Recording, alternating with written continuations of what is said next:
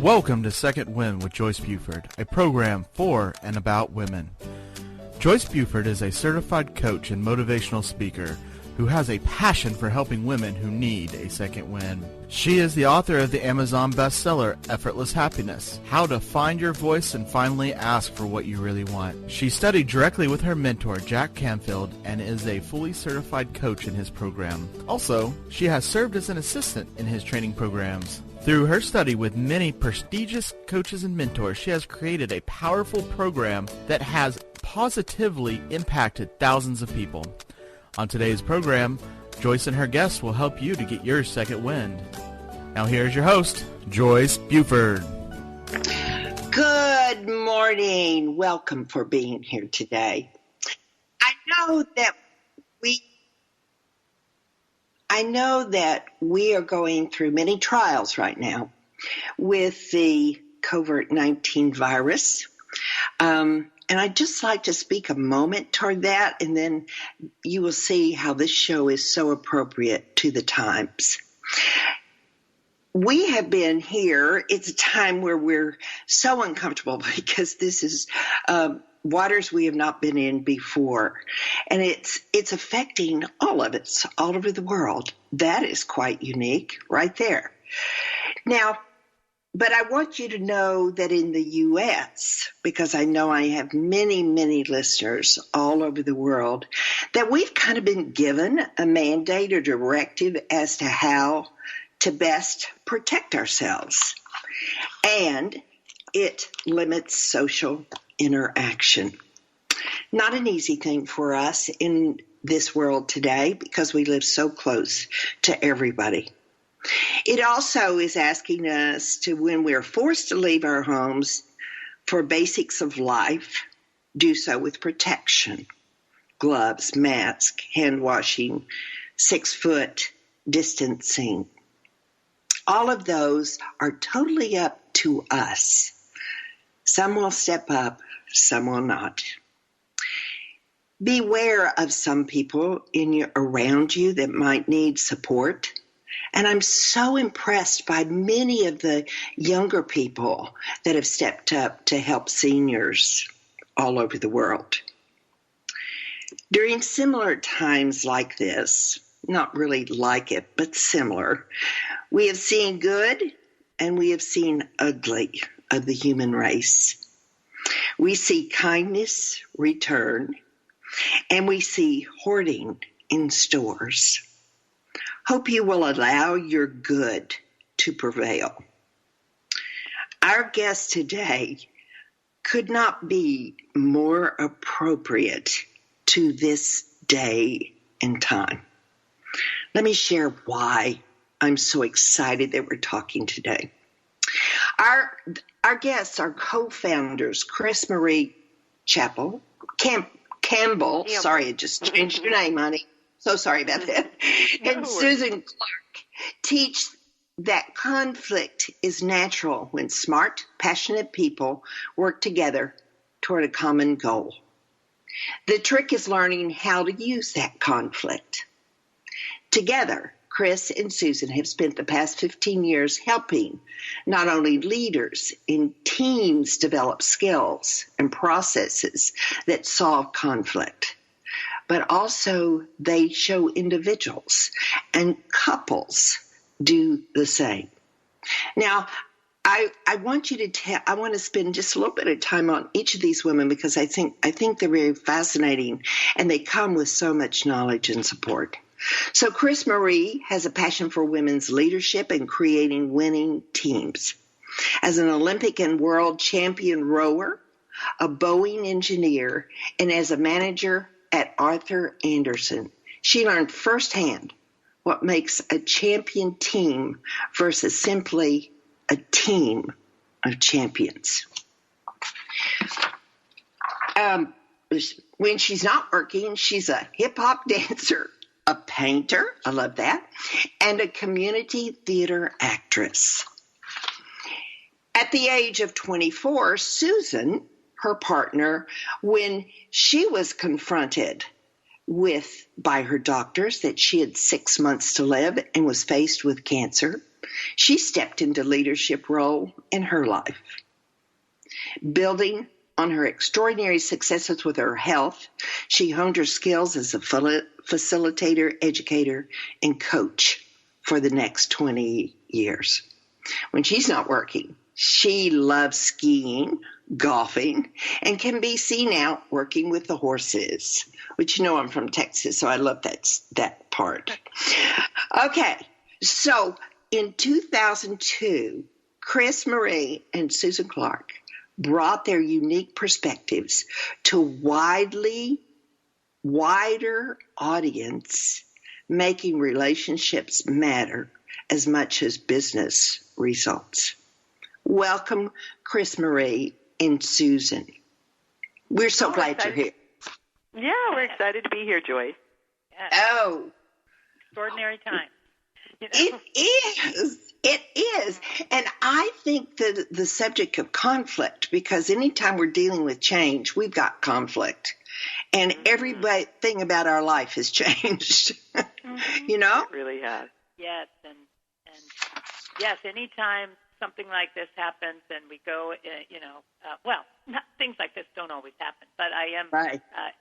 This is Susan, and you were this has brought for me, this time has brought up for me my experience and years of facing the different cancers I worked with, because it always would spiral me into a place of chaos and change, and sometimes I'd be in denial or resisted, and, kind of like what you were saying, I had choices in any given moment how I was going to be in the moment with what I was facing with, and, I could,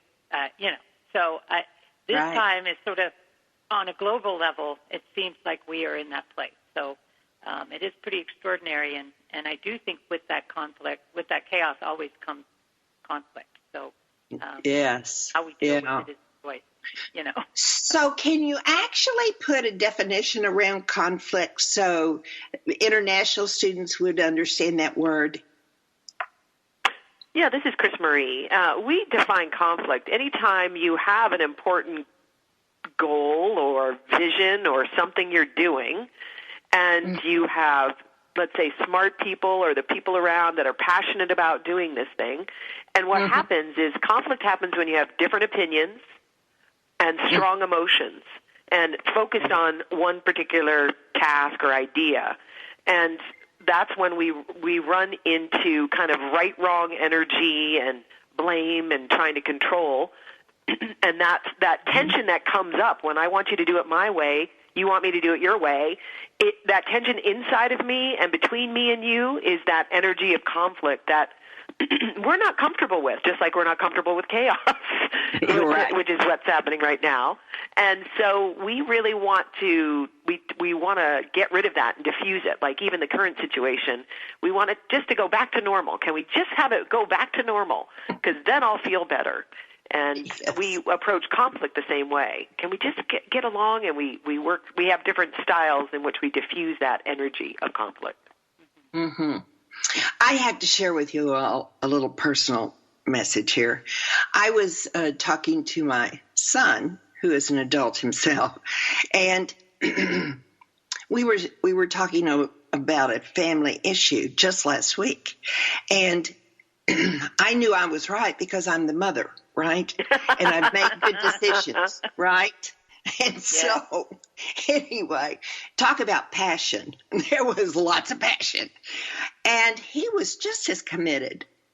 And it was one of those moments where you just go, after he left. You just, as a mother, you just, I don't like that. That wasn't nice. It just didn't feel good. Mm-hmm. And I had the aha moment that I was raised in a family where we didn't have conflict. Would you believe that? We were just all perfect.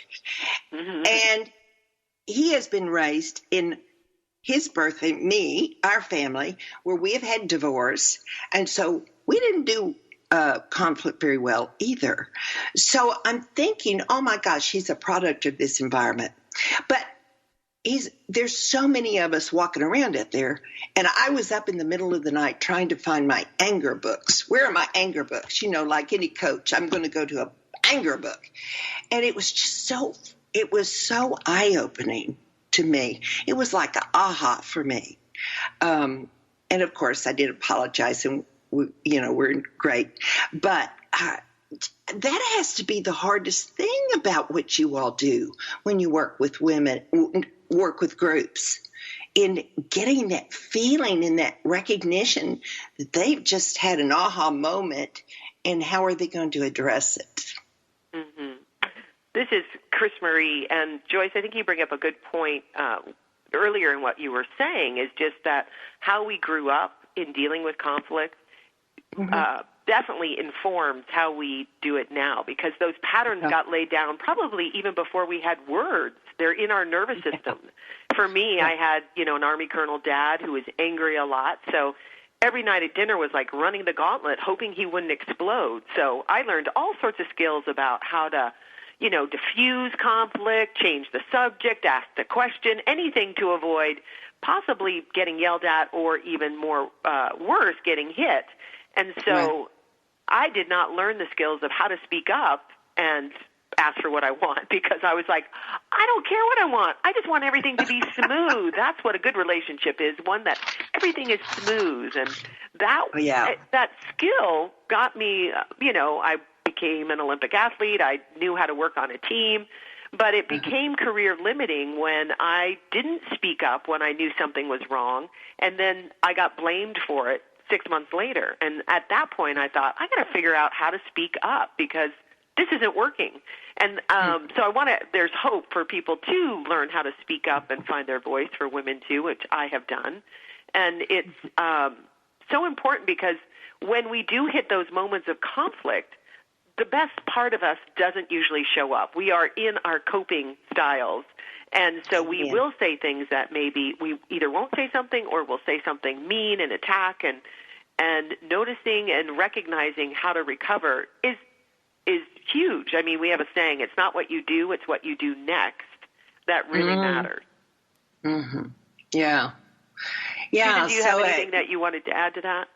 Well, I mean, as Chris Marie was talking, and she was describing her family, in my family, there were... my family was pretty intellectual with, sometimes we could have intellectual debate, I guess. But a lot of things were not being said, and that, and I was always someone who would say something that wasn't supposed to be said. And that would create all sorts of things. But there was this, so for me, calm or nice is actually way more threatening than when things get ugly, because at least when things get ugly, I see what's happening. It's kind of like you see the elephant in the room. It may still be stomping on everyone, but it's it's out. Things are, and so for me, it was very different. The difference, when I'd see people who wouldn't ever show that kind of raw emotion, I was actually I'm more terrified of that, because I think something isn't being said. And I have since learned that, yes, there are just some nice people in the world. They're not always covering something up. But I did, for a long time, I was much better in a state of that kind of tension. And maybe that's why I, picked the career path I picked, because I was kind of, after all my cancers, like, okay, things are getting said. It may be ugly, but I'd rather be in this than be in the smooth, silent type. Yes. So, and, it's good, because we together, when we're with couples or with teams, we each bring that, and people begin to kind of look at, what did you learn? What, don't make it wrong. Just recognize your tendencies, because that's how you're going to have a choice about how to do it differently. Mm-hmm. I can see working in the with couples or smaller groups, but I large groups, I'm not sure. I would know. You must break them down in small groups or something.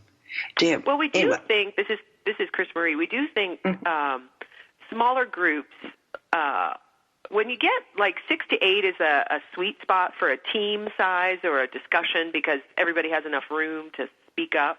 When you get above 12, and we don't have our jury is a 12-person, group. If it gets larger than that, then people feel like they can't actually drop in and be real and vulnerable because they've got an audience, and so they're more positioning or posturing to look good. And so there's a better chance, because there's two key ingredients that when we're coaching, whether it's coaching a team or coaching somebody one-on-one, we coach women one-on-one to find their voice. When I'm coaching, it's really helping her recognize, hey, you can actually show up and say what's really going on. You can show up more vulnerably and say, I'm uncomfortable, or I don't know what to say, or wow, that your voice is too loud for me to be able to pay attention and listen. So showing up more vulnerably is a powerful move when you're in a one-on-one disagreement or even with a team. It changes the dynamics instantly when just one person does that. Yes. I can remember just in large groups, it was always difficult for me to speak up, but that's from childhood stuff. So what do you do to break that person or break that resistance that person has in a group toward speaking up? Is it the same when you're just working with a couple? Is that a good question? When we are working with a group, if the group is say, we try to, with teams, encourage smaller groups, but of course sometimes we're working with the larger groups, and we may help, we try to begin to help them understand that each of you is going to come with your own, feelings and how you deal with conflict. And so one simple thing is to have them break into smaller groups and talk about how they each relate to conflict. And it's a simple kind of breaking the ground to begin to understand we all came into this very differently. We all had very different experiences, even if we look the same. My sister, if you talk to each one of my sisters, we grew up in the same family, you would not know we were sisters or had been in the same house. Good. Based on that's a great point. Yeah. And that is so true in families and in businesses. It's really true. The person sitting across from you, you don't know the story behind their how they got there. And so when people start to talk about that, you begin to see, wow, we are very different people. And in smaller groups, you have the chance to really listen to that, and I think it does start to influence. We're not all the same. And those differences are actually where we have our most potential to do things, to change the world, so to speak, or to transform, is if we can see those not as problems, but as possibilities. Right. Yeah, that we think actually those differences are a source of potential energy. We just haven't been trained how to handle that inside our own, our own body. We have a lot of discomfort. So when I'm coaching a woman one-on-one so she can speak up in that group, the first thing I do is have her notice how many times does she want to say something and she doesn't. How often in all the different situations does that start to come up? And then I take her through some things to help her discharge her nervous system so she starts to cultivate a sense of safety in her own body. And then 3, we start to rewire her brain, change her thoughts in those situations. And then she starts to practice. And you practice on, of course, just like you're learning anything new, you practice in safer, easy situations, and then you go through more and more, higher risk, whatever it is for her. And eventually her confidence starts to show up, and she feels safe enough to say, hey, I disagree with you, even in front of a larger group. But it's a process, a cultivated process of safety in that woman's body and mind, so that she's shifting what maybe she was trained to do, like I was, and what I've done in my own, in my own situation. Yeah. Yeah, that would be interesting to know how you diffuse the emotion that one has to be able to say, I disagree with you. I think it's actually settling your nervous system, which there's tools to do that, and then don't expect yourself to feel comfortable. So when you can actually get comfortable with your own discomfort, your doors will open up. But that doesn't mean you need to express all that discomfort. You can have that in your system and still feel like I'm okay. Yeah. Yeah. It's so interesting to me, as you said, Susan, about the person that grows up in, I think it was Susan, that grows up in the same family, and yet we see it so differently. Don't you think that's interesting? I don't know where. I just like that because I'm not at all like my sister. Yeah. So. It was Susan, and very much. It's, we all have we all take in information differently, and what goes into our own, we all have a personal filter, and what goes into our personal filter is sort of our significant emotional events. And the reality of what was significant to me is not the same even that was significant to my sister necessarily. And so we all have different significant emotional events. Aside from our culture, aside from all of that, just those things alone play a huge, play a big part in how we filter and digest anything that's going on in our world now. And unless we are aware of that and realize I may do it differently than you do, well, boy, we get stuck in right, wrong all the time, right from there. Mm-hmm. But if I can kind of begin to tease apart first my own filter, like how did I get here? What were the significant emotional events? What are the things that are still creating that where I might generalize or delete or distort information? How can I begin to recognize my own biases, so to speak? If I can take responsibility for those, then I can see, this other person may do it very differently than me, even my sister. And I can have a conversation about that. And if I don't make it right or wrong, I just am curious and interested in that, it's something, that's like, it actually, I begin to see the world as much bigger because there's not this like theme, there's not this narrow storyline. It's much bigger and broader. And if I can come from a place of curiosity, I mean, Chris Marie was talking about the notion of vulnerability. The other ingredient we talk about is this idea of curiosity. Am I open to the fact that there is not just one reality? There are multiple, there's my reality, but there's also everyone else's. And that is, when I can, open to that, it's really powerful and not have to stay so constricted and closed in my little storyline about what's right or wrong. Right. It was, my mind shifted immediately while you were saying that to the person that I mentioned out there, the hoarder that goes to the store and hoards. And it's hard in a time like this when we're, suffering from lack and there's not enough on the grocery store shelves. It's hard to shift into, I'm trying to use an example that's pretty common to most of us right now.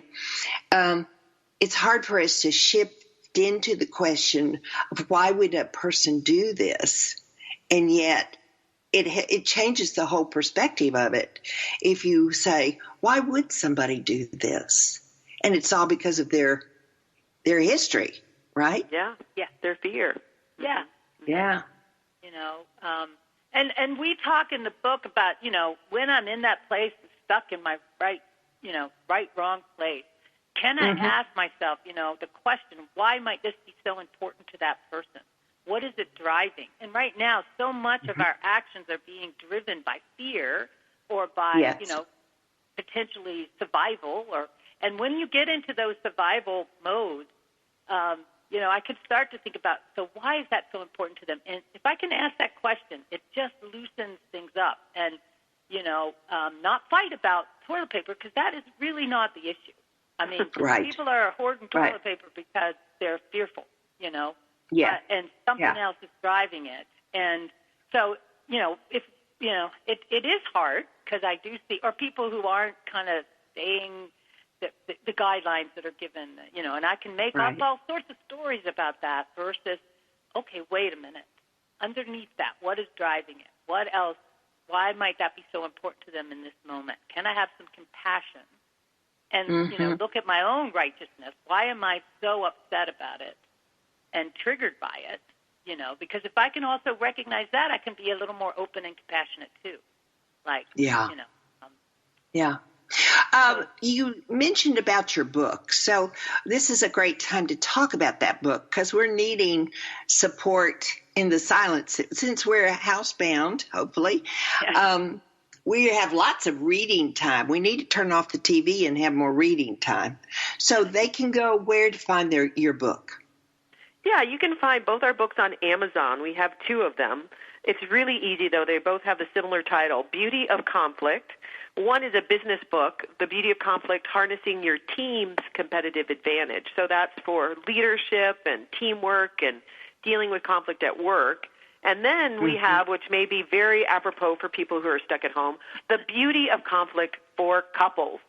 And that is a much more personal book about how do you actually find your voice and speak up in a way that works with your spouse. And especially when spouses are trapped inside the same house right now, there's a lot of conflict coming up in couples. So both of those are available on Amazon. And we also have a podcast, The Beauty of Conflict, on iTunes and Stitcher and Spotify. So, and that's really a combination of the 2. How do you deal with conflict at home, at work, or everywhere else in your life? But the couples, the relationship, the couple, the one that it could be used with couples, could be used with just any relationship, could it not? Yeah, so go ahead, Susan. Well, really both of them, but the couples one for sure is for, why it's for couples primarily is because, it's where that relationship is so significant and you have often, it could be families, it could be you were talking about you and your son, and that, it would be very applicable to that kind of dynamic. A lot of the relationship model that we talk about in that book is actually the same dynamic that happens on teams.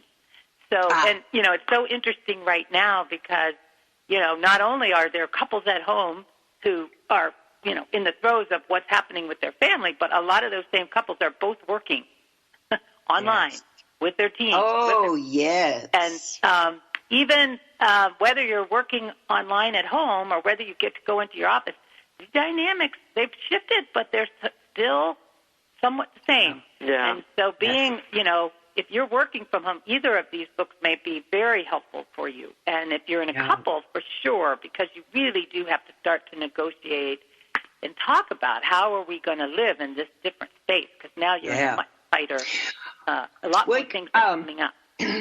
Yeah, we're going to take a brief break here, and we will come back to talk more with Chris Marie and Susan of, as you can see, about couples and interaction.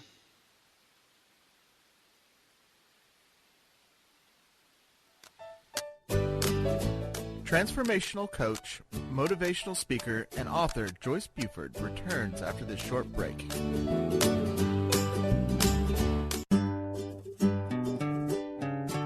Close your eyes and imagine living your life without limits. Where would you go? Who would you meet? What would you do? During an Uncover Your Hidden Genius session, you will discover what's keeping you from living your life with purpose, passion, and fulfillment of your potential. You'll get a clear vision of the steps you need to take to uncover your hidden genius so that you can live a life without limits. Sessions can be done over the phone, Skype, or in person. Find out more at www.joycebufordempowers.com or by calling 903-287-0747.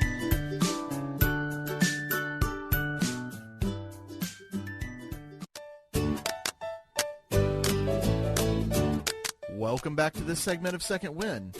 Joyce Buford, the author of Effortless Happiness, continues in this segment to share insights that will help you live a life of greater purpose and filled with happiness. Now here's our host, author and coach, Joyce Buford. Welcome back. We are talking today with Chris Marie and Susan about conflict, not only in the workplace, which the workplace has changed a bit now. It's now more on the internet because of the situation we're going through with the COVID-19, but also with couples that are forced to be together 24/7 now because of the guidelines to stay at home. Whether you're on the computer or off of the computer, you're interacting with your mate, with your children, a lot more, and emotions are running high as we all are affected by the stress of just what's on the news and all that information. So my first suggestion is don't do a 24/7 on the news.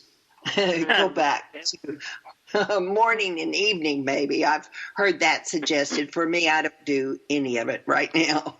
It just stresses me. And you have to be your own monitor. You know, if you're upset, don't watch it. I promise it won't change if you do once today, once tomorrow. So anyway, this show is so valuable for you. I would like for you all to share either one. I'll let you choose.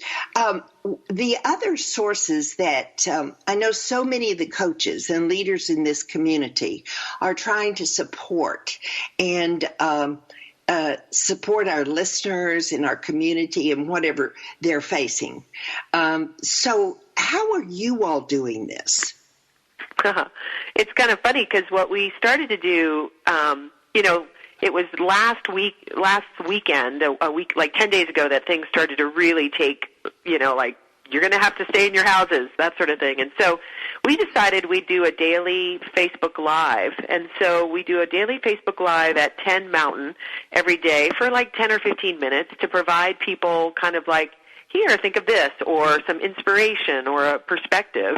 And then we also create a video when we post it on LinkedIn during the business week. So we've been doing that. We're on day 9 today. And I have to tell you, it warms my heart as we're doing a Facebook Live to see people popping on and, saying hi, and we ask usually questions, so they're sharing what they're going through. And that has given me a sense of purpose and meaning, for sure, to know that, hey, here I am giving back. And we also offer people, if they need more support, we do one-on-one coaching, so please reach out, because people are so stressed and in this place of fear, which can really, because we are helpless in some ways. We have some things we can control and some things we can't. But when we can rebalance into a state of resource, the experience is so much more pleasant, and we see a lot more opportunities. So that's our work, to share that information more publicly, but also when we're coaching, when I'm coaching people, women one-on-one, to really help them access their resources and feel safe in this chaotic, scary time, which is a big task. Yeah. Yes. So how do they see you on your Facebook?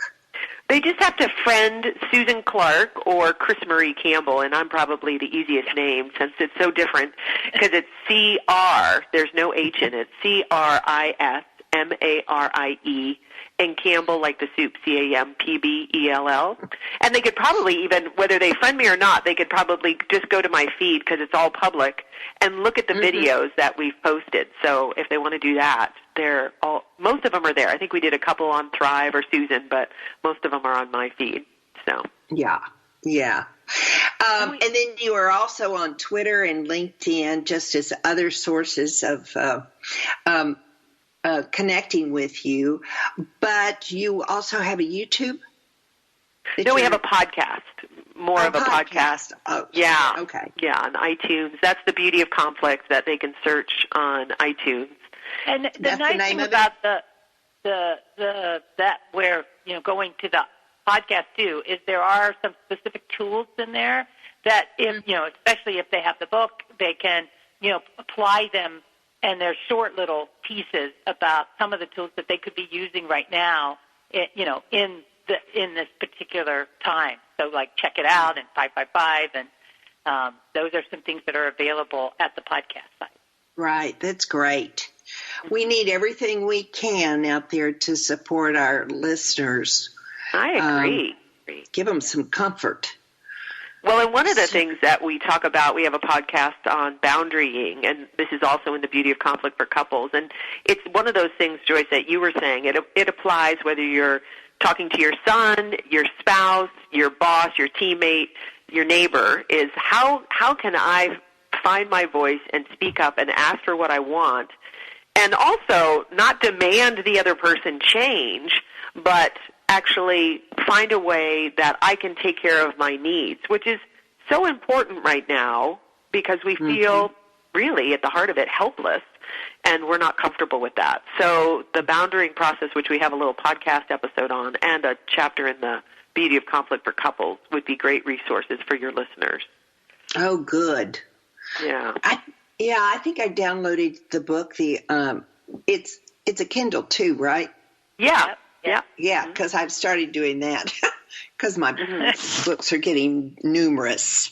I know. You know, we love books, right? Yeah. Yes, so the rooms aren't big enough for all the books. I know. Now, I want to talk a little bit about, I really love sharing the personal side of my guests. I just want people to know, yes, we are human too, and we have this great knowledge, but we also must play. Like everybody needs to play. So you have those things in your life that offer you that freedom to play. And Susan, I'm going to talk about something that you use for play, but you also use it for your work, and that is your course on working with horses. Oh, yes. And why do you find that so powerful? Find your mojo. Yes, find your mojo, and we do it also in leadership work. But the horses are such powerful.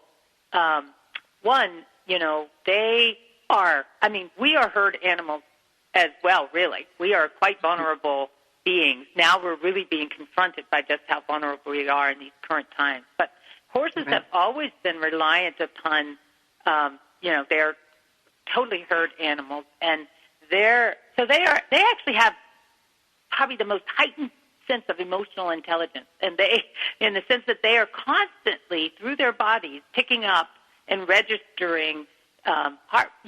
Like if I go into a pasture, heart rate, am I anxious or nervous? And so they read those cues through. They can quickly pick up if I've started to get anxious, and they're like, okay, you're not safe. If you're not grounded and in your body, you're not somebody who's going to be a good part of, my safety. So they'll keep their distance.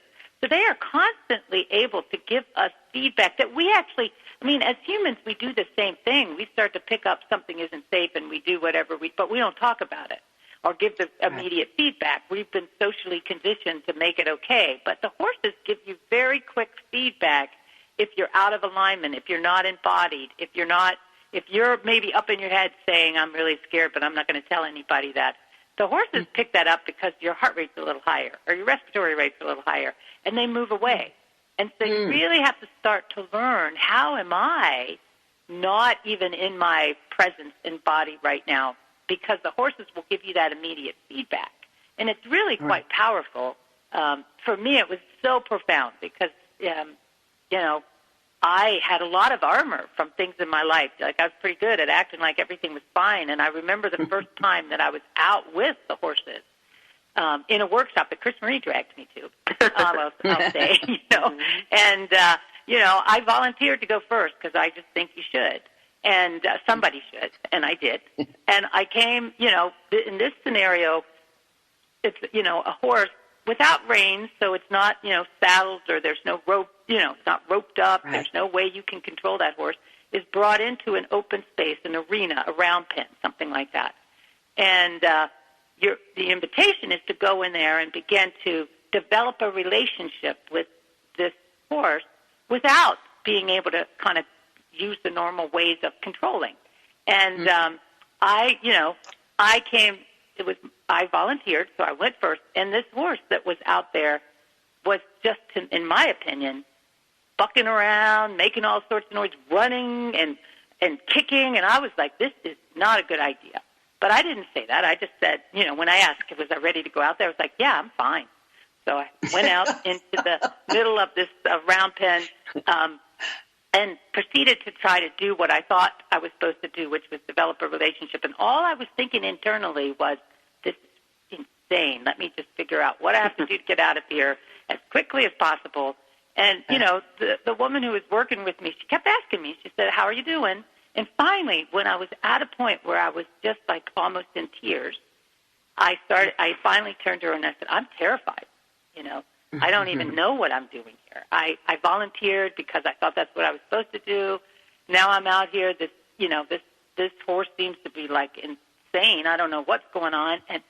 And I could feel the trembling start to come into my body. And all of a sudden, the whole place went silent. And she said to me, she said, I want you to notice where the horse is now. And the horse had come up right beside me.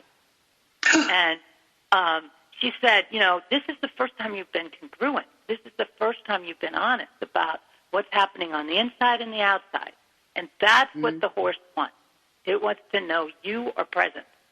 And we all want that, but we don't give as many of the same cues that a horse can give to help, because I wouldn't have understood it. But I got it in that moment. It was like, oh, wow, when I am really honest about what's happening, and I breathe, and I don't just come from my head, you know, there's this moment where there's this contact and connection that's very profound. And it's true with horses and it's true with people. But we've done a lot more story making that makes it harder to get there.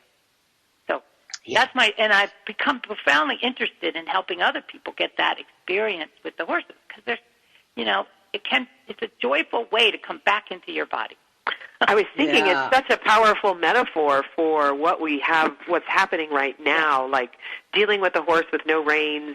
You know, you really you can't power over, and so much of like what's being triggered even in me is my desire to make something happen. How can I change it? And that's that same powering over, which is really not available to me right now, which can, you know, in the surrender of that, which happens that's what it sounds like you did, Susan, is just surrender out there. Yeah. And it was amazingly connecting with the horse, which I think is for us too. Yeah, you know. So the horse is... Go ahead. So the horse is unique at being able to interpret our emotions like that, unlike a dog or a cat or... Well, actually, almost all natural, you know, animals. You could, you know, the woman that I trained with, she does a lot of workshops over in Africa, and she, you know, she does work with all animals. But she said, you could work with a lion but they're more likely to come after you because they have, you know, like it may not be quite the same, you know. They're not like, because horses are indeed prey animals. They really are. That makes it somewhat unique, and they are totally reliant on the herd. So they in nature now, and you know, we've kind of put them in stables and things, and so yes, you can get some of the same experience with your dog, or you know, with a cat. It may not, but we've domesticated them, so we've also taught them certain things that are a little different than, say, just, you know, going out with the horses. But for sure, almost all animals, you can see some of this. If we dropped into our more natural state, and the fact that it's not just the story up in our head, not that our story in our head isn't, you know, valid. It's just not the only thing we have. If we dropped more into the fullness of who we are, we would be more connected. And sometimes we lose. Well, I think of my dog, and I have said many times that unconditional love is in my dog, because they just are always there thinking we're wonderful and great. So I think everybody needs to get a dog, because they're great feedback. They always want to love you, and they come when you're hurt, they come lay by you, things like that. But because I have less experience with a horse, I would think that wouldn't happen. I'm certainly learning that. So anyway, that's quite interesting. We discussed briefly that my daughter, who has a facility for competitive horses, so she's got horses. I think I need to go out there and just walk around and have her give me a lesson or something. Well, it would certainly help settle your nervous system to be out there with the horses. If you felt, you know, if you weren't telling yourself a story, they're going to attack me. Yeah, right. And I think that's what I find I'm addressing in my coaching clients is how to, and even in my own system, is how to get out of my story, my scary story in my head, like, oh my gosh, I'm going to lose everything, or, you know, this is never going to end. all of that, which the horses and the animals don't tell themselves, and to actually drop into my body and feel, and whether that's getting some hacks for that, or like putting on a candle or some essential oils, or listening to some inspirational music, or if you can't get a hug from a human because you're all alone, if you hopefully have an animal, or take a bath, something that's sensuous, or look out at the sky, something that actually gets you back into this present moment, rather than that story in our head that we're scaring ourselves with. Even baking or cooking, like the smell of that, your hands getting in dough, and is very grounding for us right now in these times when we can get caught in our scary thinking. Yeah. Yes. There's lots that it's hard for somebody that hasn't been into the coaching world to actually sometimes take that space. Now, I know we can rely upon our spiritual life, and that can give us a lot of comfort. If you have that and you develop that in your own personal life, but I feel for that person that doesn't have that, or they have to rely on doing other things. They're going to need to pull from somebody. They need to go to Facebook Live and listen to the good information because they're going to need some help. Yeah. It's hard to get those gremlins. It is hard. And I just put a post up. We can be physically distant. That doesn't mean we need to be socially isolated, because you can pick up the phone, you can reach out, you can video chat, and I think more than ever it's important for us, especially people that don't have faith or think there's a higher power that's supporting them, to connect with others and even just talk about how you're feeling as a way of moving through that, whether it's venting or crying or, giving yourself permission that you're going to feel a lot. And no wonder. We're in this world, you said it, this world-changing state, which feels pretty chaotic. So it's definitely rattled everyone's, if not, everyone's cage and structure. Yeah. Yeah. Well, I'm a social butterfly. I know you do. You can't pick up on that, but I am. It's so anyway, this has kind of been a challenge, but I have mellowed, and I pet my dog more, and I limit my trips to only groceries. And but I do use the internet for socializing. I do use my phone for that.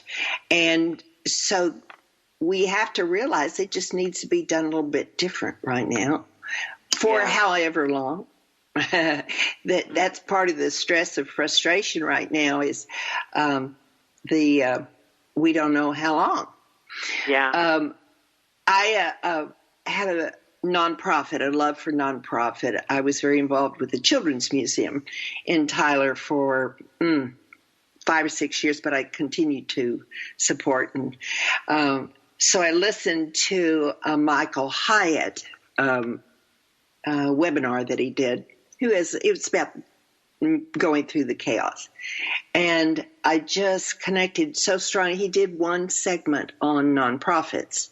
And, when we can connect where our hearts are connected, it was so good to call them and give them some hope, or just give them a resource to go to.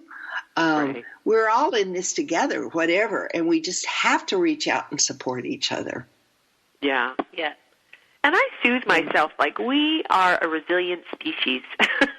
we do come together. Yeah, we do come together, and even though we can't physically come together, it seems that it's kind of normalized. It's beyond borders. It's not national. It's not gender. It's not, rich versus poor. Everybody is going through this. It's or Democrat, Republican. It's nonpartisan in all of this. Yeah, it really is. Now, I know you all do a lot of speaking, and I bet your speaking opportunities are just fabulous. I just think I know from Chris Marie, she's funny. And so you can go to the webinar, you can go to the website, and you can get sense of both of these ladies. And so anyway, what part of your business do you actually enjoy the most? Is there one part? For sure, I love. This is Chris Marie, and because I'm an actor, I love the stage and I love performing. And even our little Facebook Lives, who are doing much more, like a couple of events have shifted to virtual, which is fine with us. It's that sense of connection and being with people, and so that is definitely where I thrive. And I mean, that's very fun for me. Yeah. Mm-hmm. I agree. Susan, do you kind of have the same? Do you like the stage versus the coaching, or where are you? I'm probably much more. I mean, I love being on the stage with Chris Marie, but that's not my. When we are like right now, we actually have been doing some coaching with couples right now because of so much that's going on. And when we're in a session like that, when we're doing it on Zoom, we're able to kind of keep working with people. I find it so powerful to be able to hear and listen and support people, and being able to listen to each other. That is, and that we can still do that and offer that right now, even with everything else going on, is really, that's what makes my heart sing. It's amazing that we can do that. We can talk in this world, and offer support. Isn't that wonderful to be living in this day and time? How would they get you? How would somebody contact you if they would like to have a session or reach you for a speech? Or how do they do that, please? Well, if they want to reach us, if they want more support, either one-on-one, because we do coach women individually, both me and Susan, and when we work with couples, we work together. All you have to do is you can reach out through email and email us at Thrive at thriveinc.com. So that's T as in Tony, H as in Harry, RIVE at THRIVEINC Incorporated.com.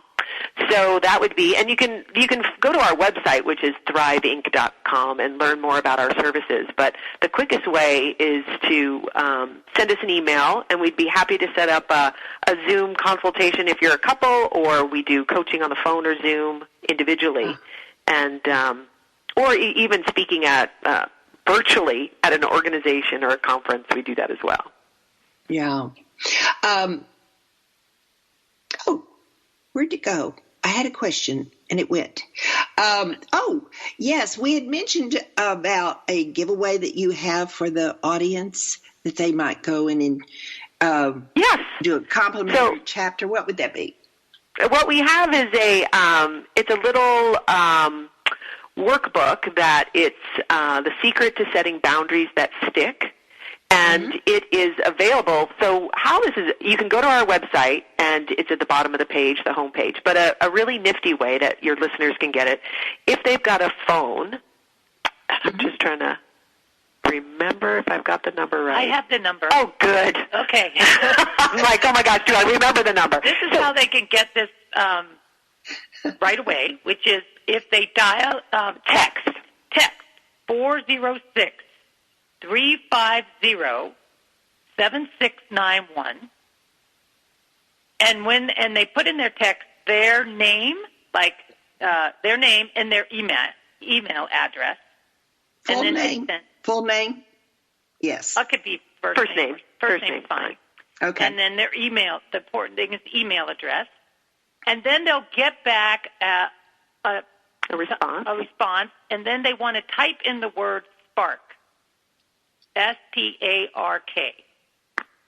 Okay. So that's 406-350-7691. And then the word that they have to put back is SPARK, SPARK. And that will give them a free workbook that talks about boundaries. It's a little mini worksheet, and they can it's kind of like a little snippet that they can use instantaneously, and it'll give them a sense of what the Beauty of Conflict for Couples chapter is about. And, I think they'll enjoy that. Very good. Thank you very much. You know, I always like getting something free, and I know my listeners do too. So, you know, these days we're on a budget. So we need to be getting those. You know, Joyce, there's another thing that they can get if they text that number again and they put in the word beauty, BEAUTY. They'll also get a little mini book on how to have tough conversations at work. So that's another resource. Yeah, wonderful. Mm-hmm. Well, as usual, I have really enjoyed this conversation with you today. It's exciting that we can do this, but I thank you so much for being present to give great information to my audience. So thank you very much for being with us today. Oh, Joyce, you're very generous, and we appreciate being on the show. Yes. Thank you, and you all stay inside now. Don't go out too much. Right.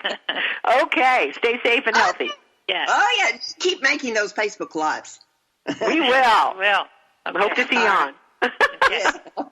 Okay. All right. For all of my listeners out there, I do hope that you have found great value in today's show. I certainly have. I've written down beauty and spark and all that so I could go get my freebies. But I also ask that you stay calm. You stop that TV watching and you start reading and increasing your worlds. Thank you for being here today. It's so great to have you here. I know you're out there, and I send you love and support that we will make it through this and return to calm.